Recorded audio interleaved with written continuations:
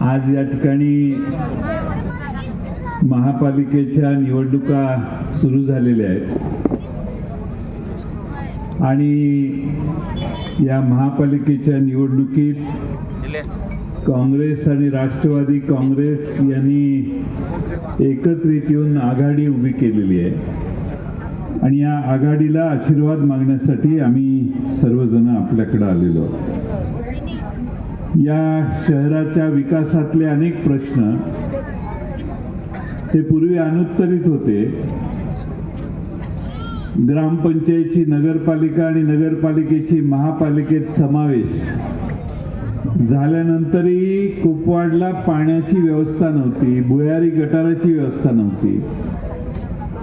कर्मधर्म संयोगाने आपण सर्वांनी आम्हाला आशीर्वाद दिला आणि 14 पिण्याच्या पाण्याच्या टाक्या आपण कुपवाडला उभ्या केल्या.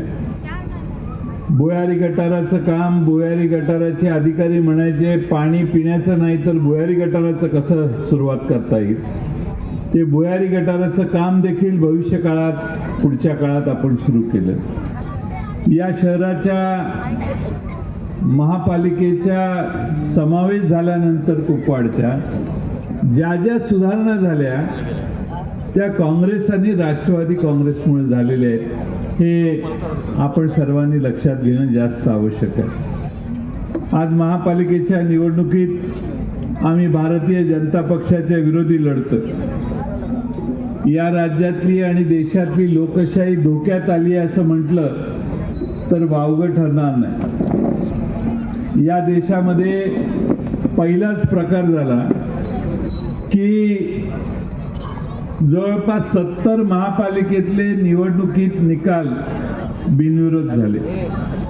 म्हणजे महाराष्ट्रामधल्या महानगरपालिकेच्या निवडणुकांमध्ये 70 जागी एकनाथ शिंदे आणि शिवसेना आणि भारतीय जनता पक्ष यांचे उमेदवार बिनविरोध झाले.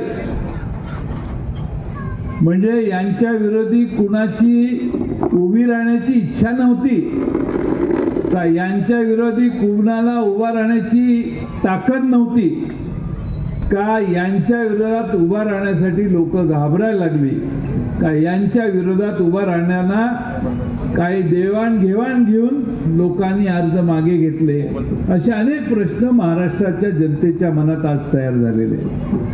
म्हणजे सर्व वाममार्गाने सत्तेपर्यंत पोहोचण्याचा प्रयत्न भारतीय जनता पक्ष जर करत असेल तर आपण मतदारांनी देखील तेवढा जागरूकतेने त्याचा प्रतिकार केला पाहिजे. खरं म्हणजे भारतीय जनता पक्ष पूर्वी म्हणायचं की काँग्रेसला या देशातनं हाकला. आम्हाला खरं वाटायचं की बाबा हे आता काहीतरी करतील, बाबा काँग्रेसला हाकलण्याचा काहीतरी प्रयोग करतील. पण आज भारतीय जनता पक्ष काँग्रेसयुक्त भाजप झालेली. म्हणजे एवढं काँग्रेस शिरलेलं आहे भाजपामध्ये की भाजपामधले जे निष्ठावंत आहेत ते सतरंज्या गोळा करायला लागले आणि हे 72 जे गेलेले आहेत त्यांनी त्याचा ताबा घेतलेला आहे. आणि म्हणून आपण सर्वांनी भाजपचा मुखवटा लक्षात घेतला पाहिजे की यांचा खरा मुखवटा काय. आता निवडणूक आहे, प्रचंड पाऊस पडेल, एवढा पाऊस पडेल, एवढा पाऊस पडेल, एवढा पाऊस पडेल की तुम्ही त्यात वाहून जा. या वेळी मात्र पाय खंबीरपणाने पाय जमिनीत रोवून ठामपणाने उभा राहा. पाऊस पडायच्या विरोधात आम्ही नाही आहे. पडला तर तुमच्या घरात पाणी आलं तरी आमचा विरोध नाही.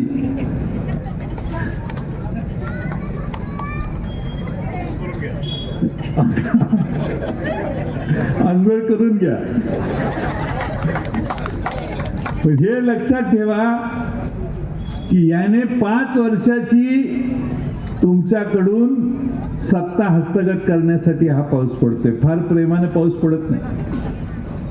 आता निसर्गात ढगातनं पाऊस पडला तरी बाष्पीभवनानं परत तिकडे पाणी जातं वर ढगात नाही, परत पाऊस पडतो. पाऊस पडायचा कधी थांबतो का? तसं ह्यांच्याकडून पडायचंही थांबत नाही आणि ह्यांच्याकडे परत जायचंही थांबत नाही. हे का? याचा अभ्यास सामान्य मतदारांनी केला पाहिजे. 11 वर्षापूर्वी आमच्या विशालदादांच्या विरोधात नरेंद्र मोदी साहेबांनी येऊन भाषण केलेलं.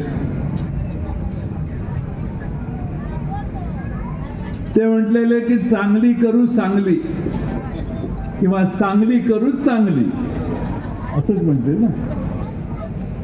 11 वर्षात नरेंद्र मोदी यांनी या शहराला काय दिलं? काही मिळालं का तुम्हाला? तिथलं गटार भुयारी गटार झालं, रस्त्यावरून चालताना पायाला मळ लागत नाही, काही झालं का? भारतीय जनता पक्षाने भारतातल्या प्रत्येक शहरात दिलेली आश्वासनं पूर्णपणाने फेल झाली. त्यांना कोणतंही आश्वासन पूर्ण करता आलं नाही आणि म्हणून काल परवा या राज्याचे मुख्यमंत्री ज्यावेळी इथं आले त्यावेळी त्यांनी हजारो कोटीच्या घोषणा केल्या. 8 वर्ष कुणाची सत्ता होती? 8 वर्ष आमची सत्ता नव्हती. मध्येच आम्ही महापौर केला गडबड करून जरा, पण स्टँडिंग आमची नव्हती, मेजॉरिटी त्यांचीच होती. मग ह्या 8 वर्षात या सांगली, मिरज आणि कुपवाड आमचा, त्या कुपवाडच्या भागात काय नवं केलं की ज्यामुळं कुपवाडच्या जनतेच्या मनामध्ये परिवर्तन व्हावं आणि त्यांना आता कमळाला मतं द्यावी? एक कारण सांगा तुम्ही की कमळाला मतं देण्याचं काय गरज आहे? कमळाला मतं देण्याचं एक कारण सांगा. हे यासाठी मी सांगतोय की मिरज, सांगली आणि कुपवाड या परिसरामध्ये नव्या गोष्टी, 2-2 आमदार तुम्हाला दिले, 2 आमदार तुमच्याकडे होते आणि या शहरामध्ये परिवर्तनाची नवी कोणती पावलं टाकण्यात आली या प्रश्नाला आजही भाजपाकडे त्यांचा कोणताही भूमिका असण्याचा मुद्दा त्यांच्या समोरून येत नाही. आज काय परिस्थिती आहे? कोपऱ्यावर गेला तर सांगलीमध्ये नशाच्या गोळ्या मिळायला लागल्या. कोपऱ्यावर गेला इंजेक्शन घेऊन ड्रग्ज घेणारे नवी पिढी आपल्या सगळ्यांच्या समोर यांनी उभी केली 8 वर्षात. या शहरामध्ये एवढं नशेचं प्रमाण वाढलेलं आहे. पोलीस काही करत नाहीत, कारण पोलिसांना माहित नाही की कुठं नशा होते. त्यांना कळतच नाही, लक्षातच येत नाही की नशा कुठे होते. चोर पकडणं तर लांबच, 9 वर्ष सुरू झालं आणि 2 खून झाले. 2 नव्या वर्षाच्या सुरुवातीला जर 2 खून झाले तर मागच्या वर्षीचे अनेक खून झाले. त्या अनेक खुनाचा पत्ता लागलेला नाही आणि आज 2 खुनानं यांनी अकाउंट उघडलेलं आहे, नवं वर्ष उघडलेलं आहे.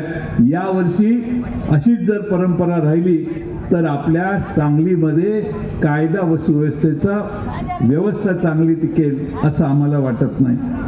आणि म्हणून या खुनाची मालिका एकीकडे, नशेत असणाऱ्या मुलांचं प्रमाण दुसरीकडे वाढतंय, पोलीस हातावर हात ठेवून राहत आहेत आणि या शहरामध्ये सामान्य नागरिकांचं जगणं मात्र मुश्किल व्हायला लागलेलं आहे. आज सांगली हे शहर देशामध्ये, सांगली जिल्ह्याचं महत्त्व मित्रांनो फार वेगळं आहे. ब्रिटिशांशी स्वर्गीय वसंतराव दादा लढले, सांगलीचा तुरुंग फोडून बाहेर पडून आले. ठामपणाने उभा राहणाऱ्या वसंतराव दादांच्या मनोवृत्तीचं सांगली शहर आहे. ते ब्रिटिशांना शरण गेलं नाही तर ह्या कमळाला कसं शरण जाईल हा पहिला विचार तुमच्या मनात घ्या. ही लढाई मित्रांनो रस्ते, गटार आणि छोट्या छोट्या प्रश्नांची नाही आहे. आमचं सांगली महानगरपालिका, सांगली कुपवाड, मिरज महानगरपालिका ताब्यात घ्यायची. तुमच्या हातात मागच्या 8 वर्ष ताब्यात असणारं शहर तुम्ही दुरुस्त करू शकलं नाही आणि म्हणून काँग्रेस आणि राष्ट्रवादी काँग्रेस एकत्रित आली आहे आणि तुमच्या पुढे एक समर्थ पर्याय आम्ही उभा करण्याचं काम केलेलं आहे. एबीपी माझा, उघडा डोळे बघा नीट.